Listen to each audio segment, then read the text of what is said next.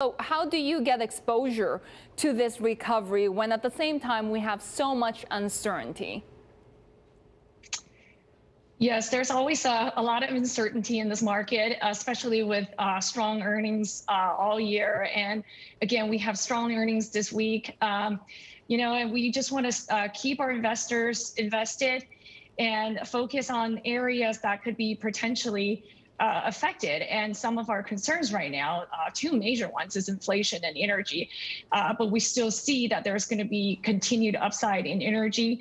And with inflation, we hope that's going to eventually come down towards earlier next year, spring of next year, and as the economy begin to normalize more. Some have said that cryptocurrencies could be a hedge for inflation. We have seen, of course, the launch of the first Bitcoin-linked ETF here in the U.S. What do you make of it? Well, we were excited about the launching of the first ETF for Bitcoin, but as a wealth management strategy, we still tell our investors to be very cautious with that. It's really for highly speculative clients at this point, who can withstand a lot of volatility in the near term. So we rather have clients or investors focus pretty much on the infrastructure or the technology that could support some of these platforms, rather than the having direct exposure to cryptocurrency. Well, talk us through some of the underlying technology that is a better play, or perhaps a more, low risk play into Bitcoin and crypto. Well, we're not. This is not one of the areas we focus too much on for Bitcoin, but we feel like a lot of the platform companies, a lot of the infrastructure companies that could support Bitcoin or its peers.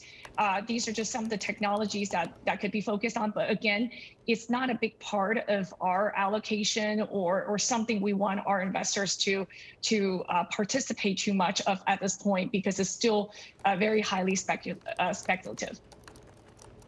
So what about the energy and the commodities story then? Where do you get exposure through that?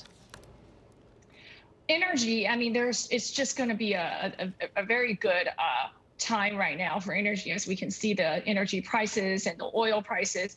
It's just going to be a strong beneficiary of higher oil prices and inflationary pressures.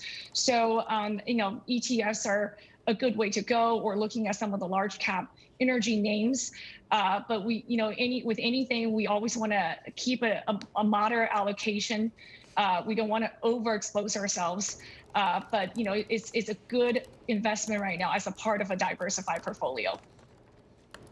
We've seen quite a widening gap when it comes to how consumers perceive the economy and how investors perceive the economy, right? Do you expect that gap to close? And is the lag of the consumer something that worries you, particularly when it comes to going into a key holiday season?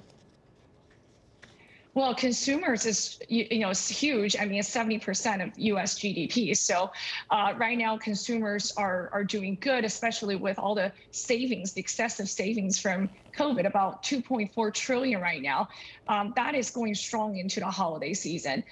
We just wanted to, again, focus on the energy and also focus on inflation, make sure some of these highlights are not going to, or these highlighted areas are not going to affect consumer demand in the next few months.